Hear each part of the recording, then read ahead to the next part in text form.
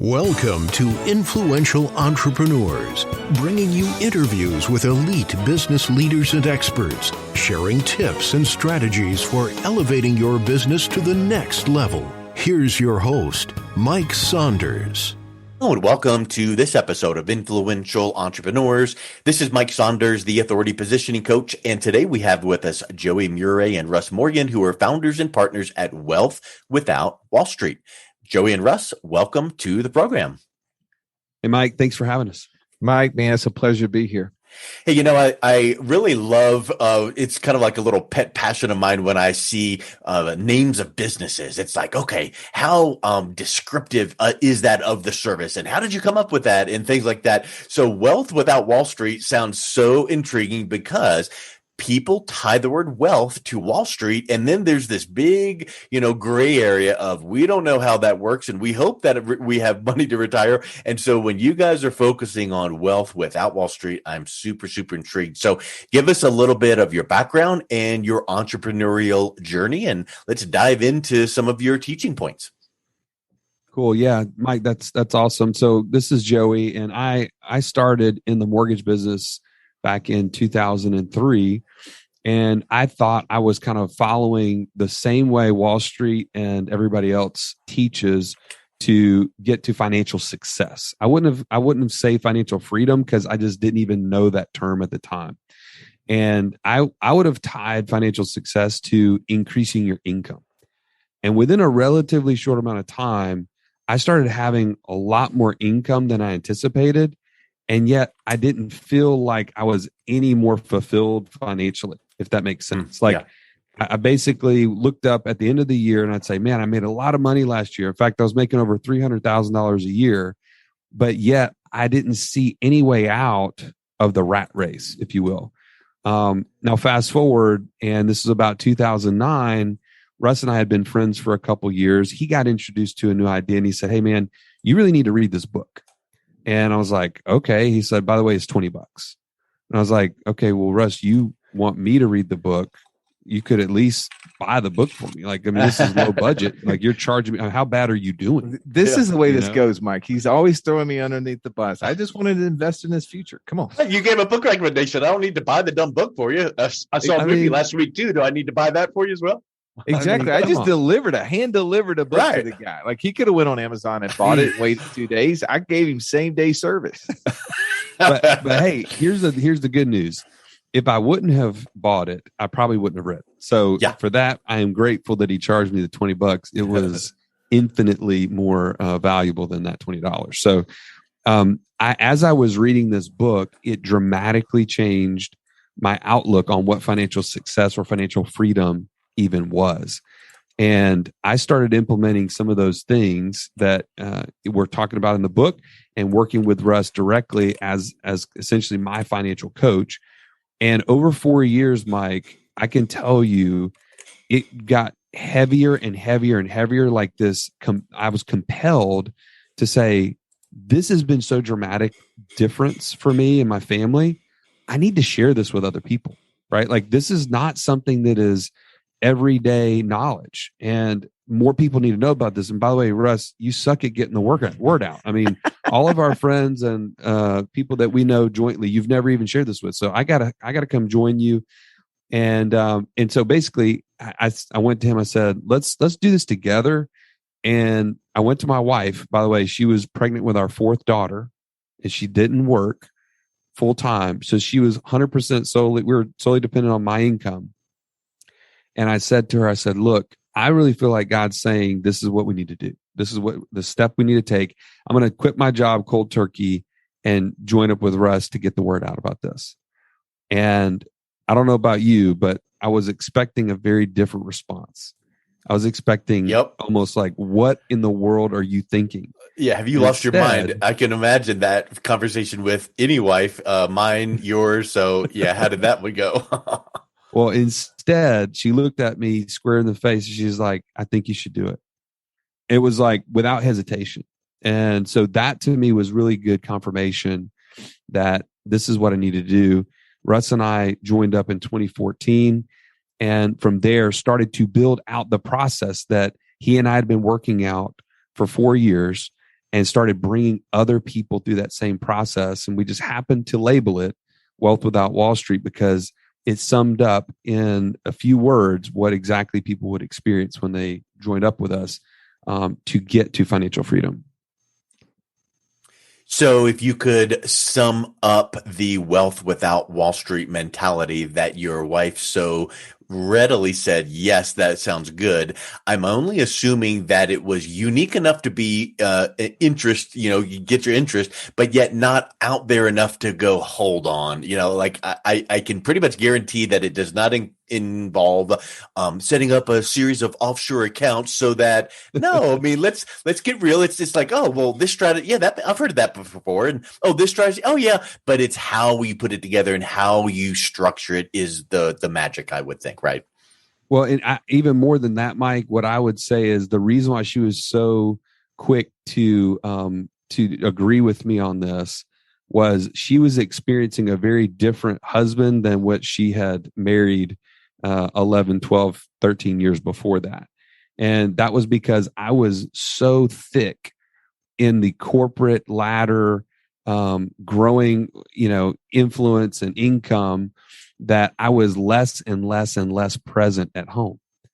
I don't know about you, Mike, but how many entrepreneurs do you work with who feel like they were going after freedom, right? And in the mortgage business, I really could run my own business. But as I did that, I really had created a job for myself. I didn't create a business. It was solely dependent on me answering that phone every time a realtor called. So when we were on vacation, I had that phone on my hip and I'd be like, hey, babe, just go ahead down to the beach. I'll catch up with you guys. I just had one quick call I have to make. And 30 minutes later, I'd join up and have apologies and, making excuses and all these other things. And she saw me trading time for money constantly and trading, being present for money. And she said, you know what you've been doing with Russ is giving us more of you. And if I can get more of you by you changing that whole lifestyle and quit sacrificing our time, that's what I'm really after. And so what Wealth Without Wall Street is really doing is giving people the path to quit trading time for money and to gain financial independence and freedom today instead of deferring life. Because Wall Street wants you to defer life and your money for as long as possible so that they can profit off of it. That's the bottom line. If we pull back the curtain, that's what's happening behind the scenes is your money is the means to their financial success, not for you.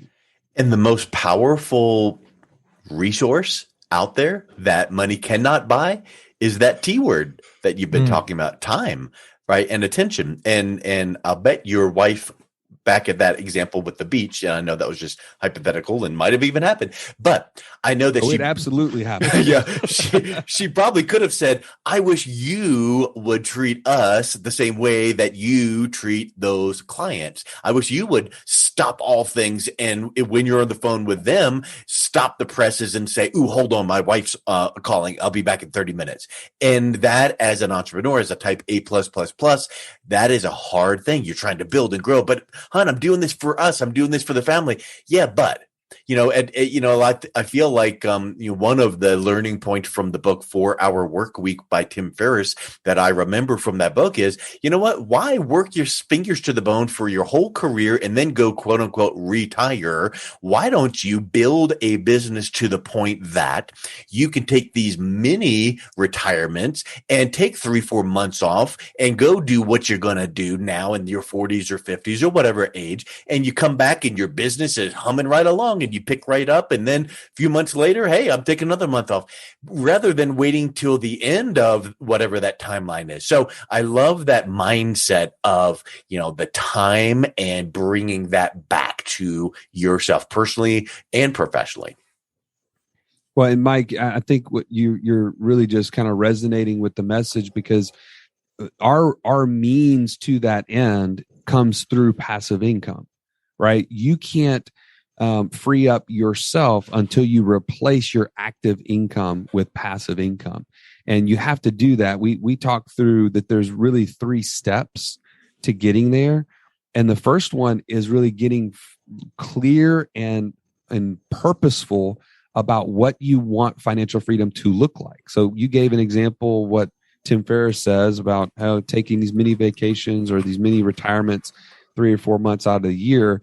But having a goal, something that you are specifically outlining, this is what my life will look like when I'm financially free, is the very first step. Because then and only then can you build the plan to get there.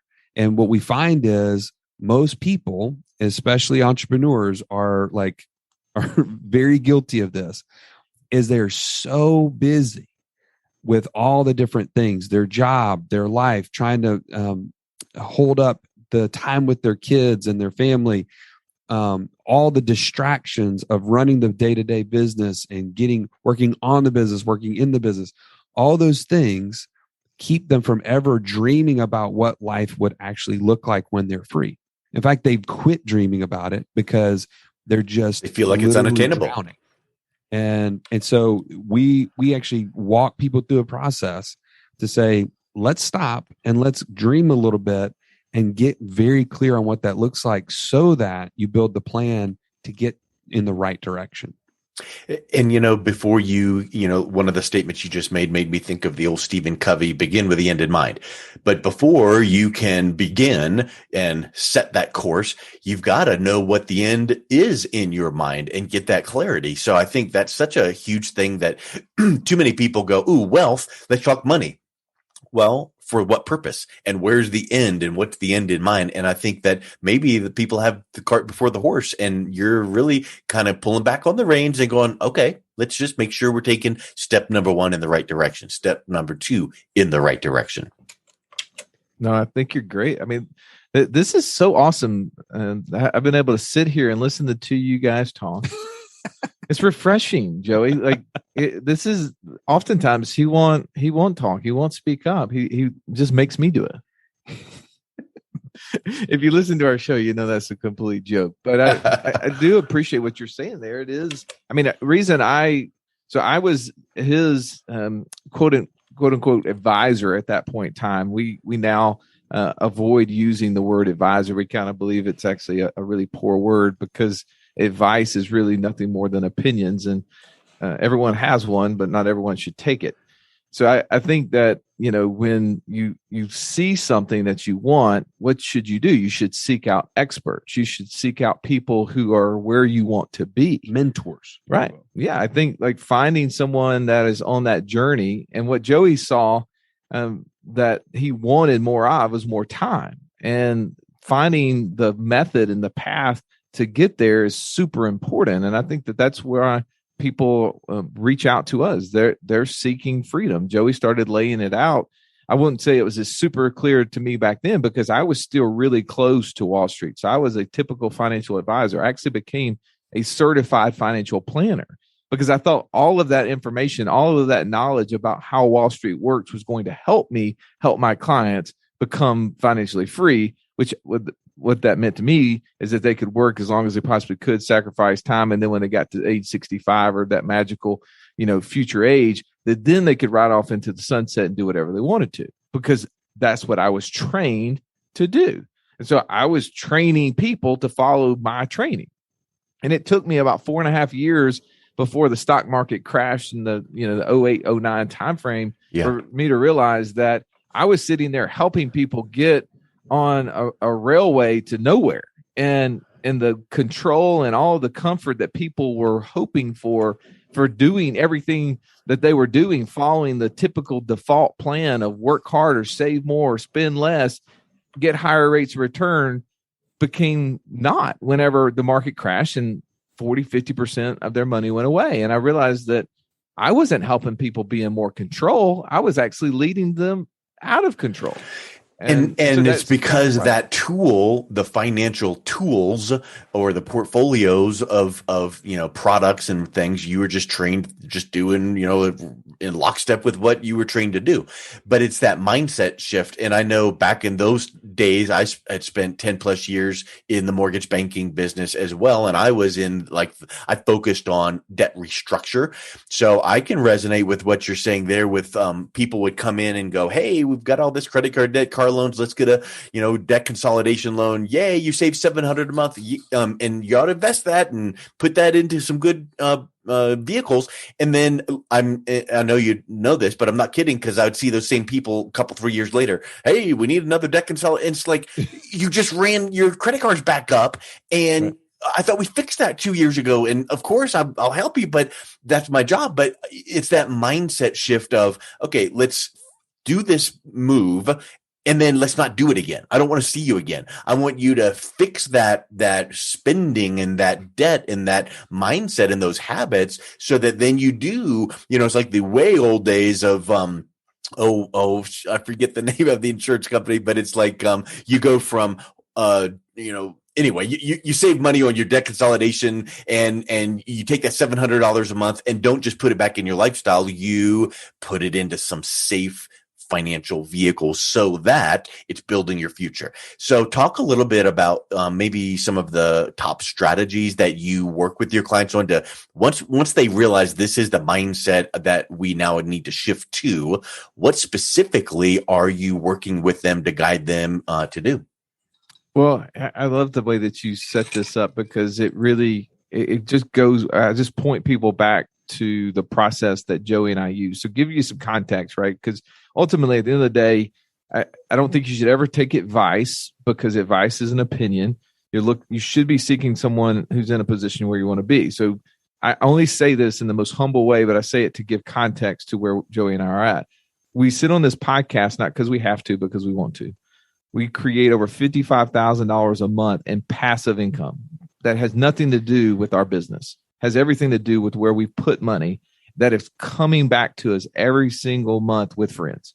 And then we get to choose what to do with that, if we want to spend it or if we want to redeploy it and do it all over again. So for me, when we're sitting down with somebody and we're as a team or as an organization, we are trying to help people think and for them to think for themselves. What is it that you would want to do if you were financially free? Who do you need to be? What do you need to do that? And what will you have if you do that? And so all of those things ultimately lead to them to say, here's what I want, and this is what I'll have, and all of these things, and they get really determined in it. But then we will take them through a process that says, well, would you like to know what the biggest obstacle standing in your way, and what we have seen over the last 20 years of, looking over thousands of financial statements and seeing the successful trait of those who are financially free as compared to the not. And they go, well, yeah, because that's what I want, right? Everybody wants the magic pill. They want the bullet. Would you like to know what that is, Mike? Do you know what the biggest obstacle keeping people from being financially free is? I will say misplaced expectations. Sure. Well, no, yes, absolutely. Information, mindset, all of that. I'm talking financially. Okay. There is a financial I will say this: debt. Debt is a part of it. And it's a piece. It's a piece of it. Lack of access to cash. That is the number one obstacle keeping people from being financially free. Sure. Debt's a part of that. Where they put their money, because a lot of times the financial tools that they're being told to put their money in from financial advisors, people just like I used to be, is saying, put this in this retirement vehicle. And when you're 60 or 65, it's going to be there. You're going to have it. You're going to be able to access it. They got people just like Joey that was in the mortgage industry that's saying, you know what, Mike, you need to pay your house off faster. So what we're going to do is give you this approach where you can make 2 payments a month, or even better, we'll set you up a 15-year mortgage so you can pay your mortgage off faster. Every single tool that someone's using for themselves, or maybe 529s for their kids or whatever it is, has one thing in common. They're sending all of their money away to a place that they can't access.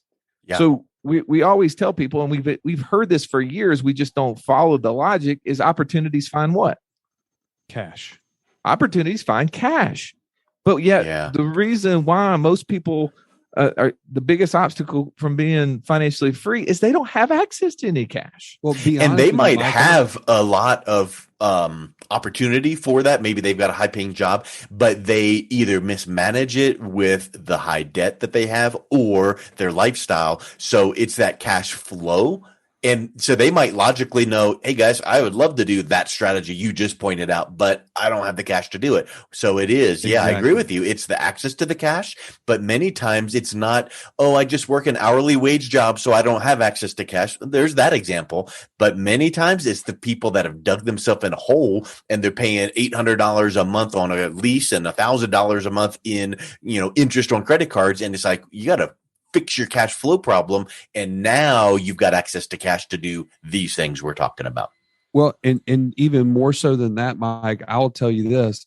Most people that start in our process, they'll look at us kind of dumbfounded like, well, what is this wealth without Wall Street? What do you invest in? Like they've never even thought of an opportunity outside of what the stock market or their financial advisor has ever put before them.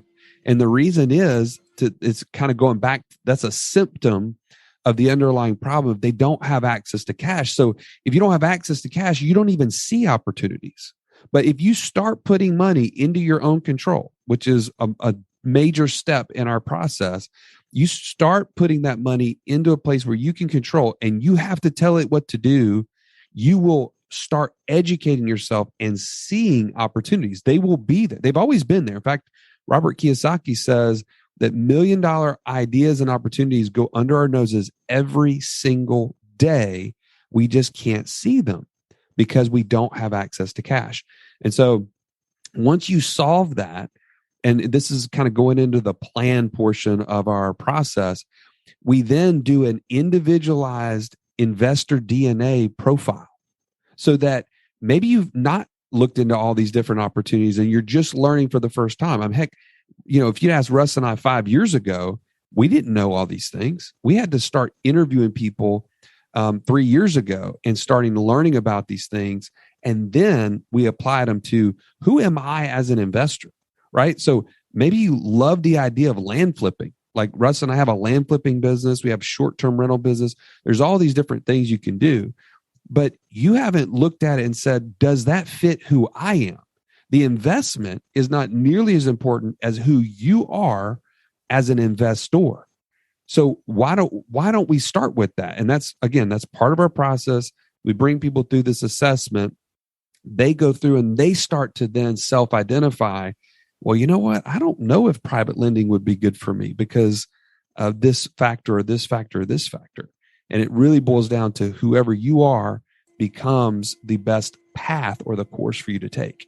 But this other option you just mentioned, oh my word, that just lights me up like a fireworks. So tell me more about that. And that could be, whatever else, like you said, land flipping or this or that, I can't even swing a hammer. So I don't want to do fix and flip houses. So tell me something else. So I like that assessment for the purpose of clarity so that you've got that clear path forward for the right vehicles that have safety and all of those things that I'm confident that you preach.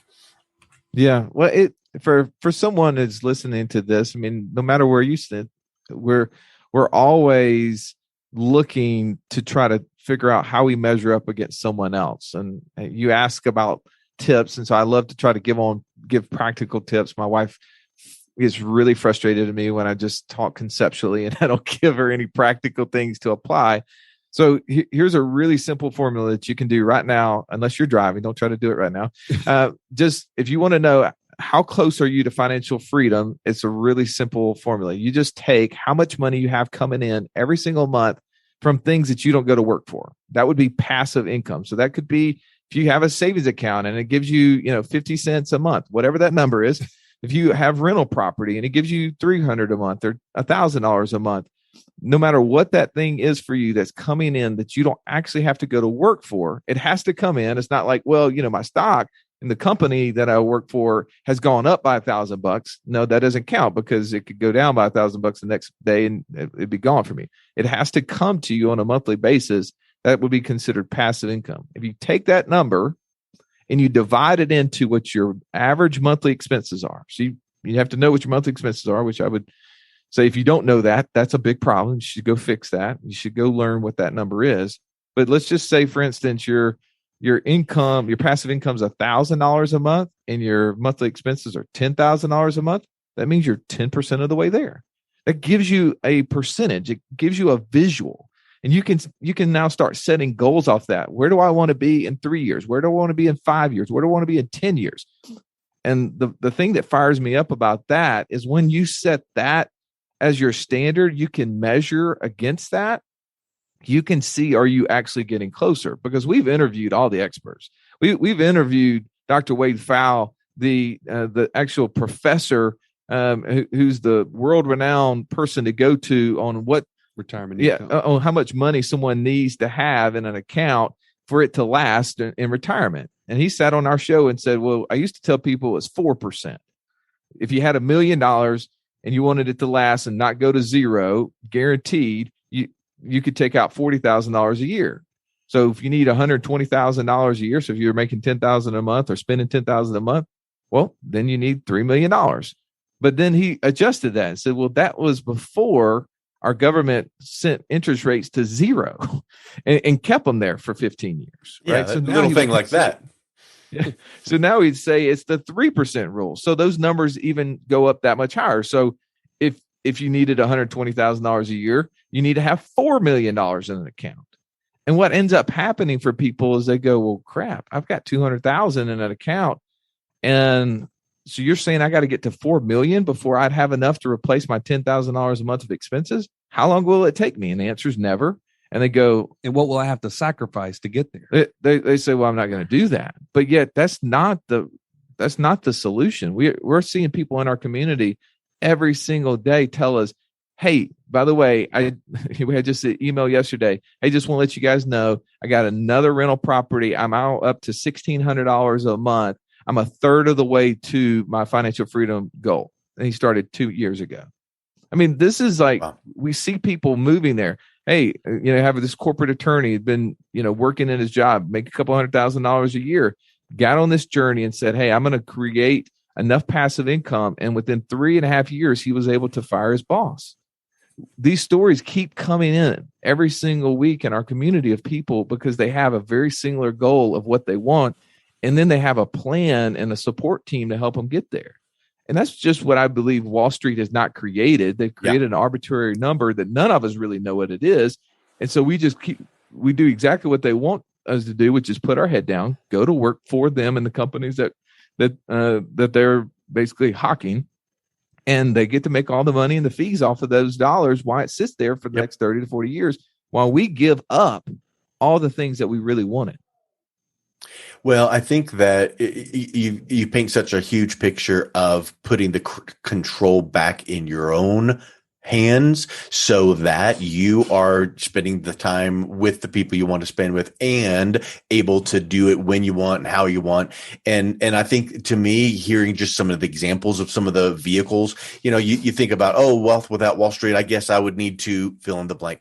But I'm sure you've got a whole litany list of, you could do it this way and that way, and all within safety, all moving the needle in the right direction. So I just think that is such a spectacular, literally, I guess I'll call it a mission that you guys are on, a mission to get people, woke up from the haze of 401k. Now, let's put it this way. If you're working for a company and they are matching 5% or whatever, that's money you're leaving on the table. So at least put money in there so you get some match. But if your extra money, the money that you really want for your freedom and your cash flow and passive income, to me, I think what you guys are doing is just spectacular. So thank Mike, you can I do one thing? I know that we're wrapping up, but I want to, if it's okay, and this is just my profile, so I want to do this just to challenge with that last statement. Okay. And everything you just said, I agreed with up until about 5 years ago. And I actually repeated it.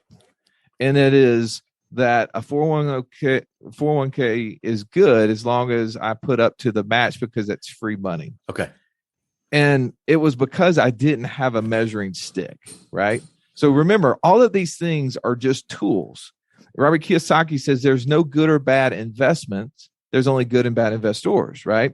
So I'm not going to say a 401k is bad. I'm not going to say a mutual fund is bad. A real estate investment is good or bad. None of that matters, but it all has to come back to our goal. So Mike, if you're 35 years old or you're 45 years old, and I asked you the question, when would you want to be financially free? Just give me a guess. If I would have asked you that, and I don't know how old you are, but if I would have asked you that, what would your response been to me? To be financially free, I would say that, personally, I don't ever foresee myself sitting on the beach or playing golf for all of my days. So I would say, minimum 65, because that's what traditionally people say. No, well, and I would say, great. Mike, financial freedom has nothing to do with sitting on a beach, because be honest, retirement is a new age word. That word didn't even exist until the late 1800s. That is modernism. That has been created for us to go to work for companies. Well, in other words, I think a lot of people think, how soon can I stop punching the clock and doing my thing so that I can do what I want to do when I want to do it and retire? And I think that a lot of people retire and then they find they don't have that purpose and their goals. And so they go back into the workforce doing something. Yeah. So let me restate the question then in a way that I apologize. I'm a terrible communicator. When would you like the ability to go to work only because you want to and not because you have to? Let's say the age of 55. And why did you choose 55? Because you didn't like 65. Well, no, but here's the point: is that that goes into, I think, training of our thought process. But if we really got honest with ourselves, is it like, did I choose 55 because I didn't think, if I was 35 because I didn't think it was possible before then? Well, maybe that's the situation. Did I choose 55 because I'm 50 and in 5 years, I think, man, that's a good 5-year goal. And I don't know the answer for you. So my point to this whole question, when you said a 401k, so for me, I'm 44 years old. And before I was financially free, if you would have asked me, when would you like to go to work only because you want to? Because I love what I do. I never see us quit doing what we're doing, but only because you want to and not because you have to. And so many entrepreneurs who are listening to this right now know exactly what we're talking about. They go to work because they have to. My wife was a dentist for 10 years. She hated her job by the end of it because she had to go. Yep. When she had the opportunity to leave or stay because she wanted to, she chose to leave because she thought that was more important. So here's my point to that, is to say, if we want to be able to get to the point where we can choose to go because we want that as soon as possible. Most of the people, when they go through this process with us, they say, I want it as soon as possible. And I say, you don't mean you don't want it after age 60? And they go, well, heck no. So for the person who says to me that I want it as soon as possible, then I would say, okay, then let's look at what you're doing with money. You're putting money in a 401k. When can you access that money? And they say, well, I can't access it until I'm 60. I go, is that when you want to be financially free? And they said, no, I want to be financially free today. And I go, okay, how is what you're doing matching up with what you want? Mm-hmm. It has nothing to do with a match. It has nothing to do with the return of the investment. It has nothing to do with taxes. It has everything to do with what you're doing matching up with what you want. And I think so many people end up doing things that are not what they want because they think that that's what they're supposed to do. Yeah. So that's the reason I challenge that, because I want to challenge the way people are thinking. Do you have a goal? And then is everything you do matching up with that goal? So if your goal is, I want to be financially free when I'm 65, great. Then a 401k may be perfect for you because you're not going to be able to access it until you're 60 anyway. So perfect. Yeah.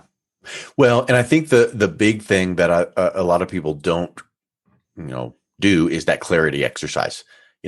At what age really would that be? And what age are you now? And are you doing the things now to get there? Not from the long term. You might have 10, 15 years out from that certain age, but look at it, if you break it down, year by year, are you doing something this month and this year that is going to move you closer to that goal? And if the answer is question mark, then maybe you need to clarify that. And to me, that's one of the biggest ahas that we're talking about here, is really getting clear on that path forward. Well, and Mike, you hit the nail on the head, but the piece that you left out is the company that you keep. The people that you surround yourself with are the ones you're going to become more like. And most people do not have a support system or a community of people who are saying, hey, you should believe this crazy stuff that you could be financially free as soon as possible, not when you're 65. And that's what we've created with Wealth Without Wall Street. By the way, I'd love for anybody that's listening that wants to kind of get on this path, if they want to be a part of this community, do you mind if I share basically a link for people to join? Definitely. I will also put it in the show notes, and I will probably be, as soon as we finish this interview, I will probably be one of the first to jump on as well, because I'm loving what you're dishing out. But we'd love to have you guys as a part of this. Go to wealthwithoutwallstreet.com/community. You join for free, and then you can download the app in the App Store, which makes it just right there at your fingertips. You get updates from us. You can join in the conversation. There are courses you can join. There's all sort of things like that you learn from the folks we have on our podcast. It's all in one place. More than 4,000 people have already joined, so we'd love to have you.